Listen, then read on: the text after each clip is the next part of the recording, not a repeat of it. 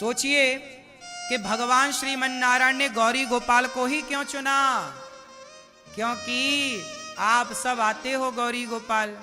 तो माँ लक्ष्मी बोली कि आप यहाँ आते हो तो मैं यहीं बैठूंगी और यहीं बैठ करके आप सबकी झोलियां भरती रहूंगी, आप सबको देती रहूंगी, आप सबका निरंतर कार्य चलता रहेगा, कभी लक्ष्मी की आप पर कमी नहीं होगी। इसलिए माँ भगवती लक्ष्मी माँ का दर्शन करने जरूर आइए गौरी गोपाल। वृंदावन आए हो तो वृंदावन आए हो तो गौरी गोपाल अवश्य आना, क्योंकि यहाँ भगवान का दर्शन तो होगा, भगवान के साथ साथ यहाँ लक्ष्मी नारायण भगवान का दर्शन होगा, यहाँ की सेवाओं का दर्शन होगा। प्रिय भक्तों, जब नारद जी ने कहा कि भक्ति, सनकादियों से कहा भक्ति का दुख दूर कैसे हो, बोले भागवत सुनवा, भागवत सुनाई सदा हरिद्वार में, सदा सेव्या श्रीमद् भागवती कथा। सदा सुनो भागवत, क्या सुनो, नित्य भागवत जी की महिमा सुनी तो भक्ति ताता थैया करके प्रकट हो गई।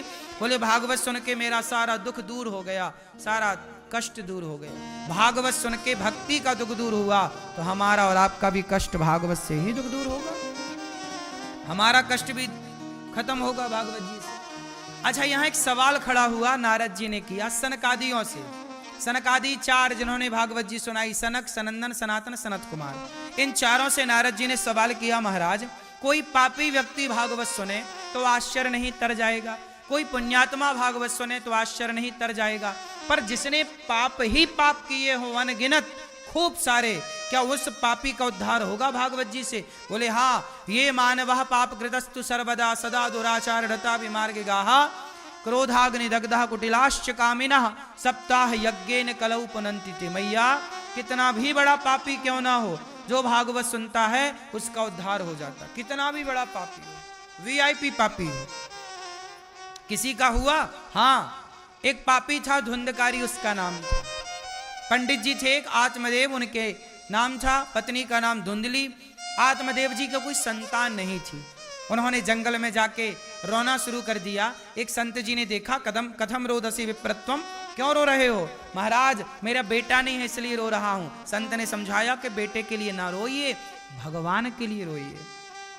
ना महाराज, दिग्जीवितम प्रजाहीनम दिग्ग्रहम च प्रजा विना, धिक्कार है मेरे जीवन को, मेरा बेटा नहीं है।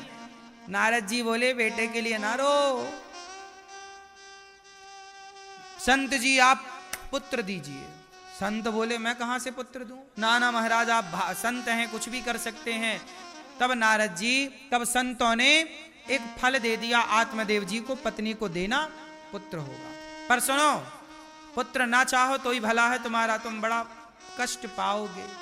आत्मदेव जी बोले कोई बात नहीं, पर बेटा तो चाहिए। फल ले आए, पत्नी धुंधली को दिया, बोले फल खाओ बेटा होगा। धुंधली बोली पागल हो गए हो, फल खाने से भी कोई बेटा होता? आत्मदेव जी चले गए किसी काम से, फल खिला दिया गैया को। धुंधली ने फल किसे खिलाया? गाय को। तो गाय को बच्चा हुआ बढ़िया, कान गाय की तरह, शरीर दिव्य, नाम पड़ा उनका गौकर्ण। क्या नाम रखा? गौकर्ण।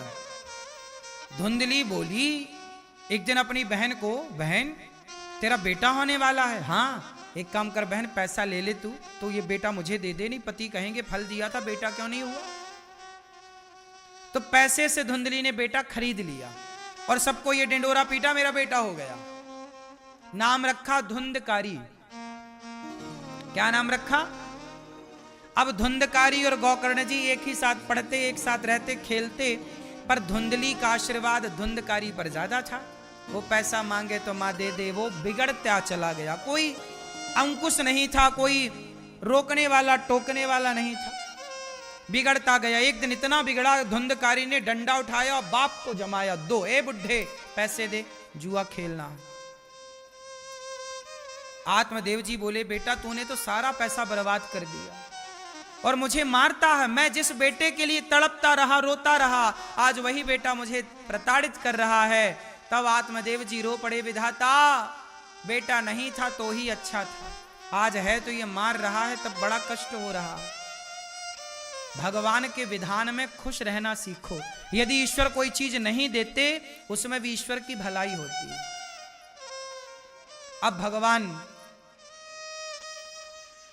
की कृपा देखिए कि जब आत्मदेव जी रोए, पिता बेटे ने मारा ना धुंधकारी ने, तब गौकर्ण जी ने समझाया। गौकर्ण जी आए, पिताजी क्यों रो रहे हो? बेटा देख धुंधकारी ने आज मुझे मारा। पिताजी आपने बच्चों को, धुंधकारी को, परिवार को अपना मान लिया, इसलिए तो आप सताए जा रहे हैं। इस संसार में कोई आपका नहीं है। देहेस्थ्यमांस रुधिरे विमतिम त्यजत्वम जाया सुतादिषु सदा ममताम विमुंच पश्यानिसम जगदिदम क्षणभंग निष्ठम वैराग्य राग रसिको भव भक्ति निष्ठा। हे पिताजी, परिवार आप कहते हो बेटा मेरा है, परिवार मेरा है, पत्नी कोई, अच्छा ये बताओ आपका क्या है? मैया ये बताओ, बेटा बेटी तो छोड़ो, पत्नी पति तो छोड़ो, क्या ये शरीर आपका है? शरीर आपका था तो आंखों में कम क्यों दिखने लगा? रोका क्यों नहीं?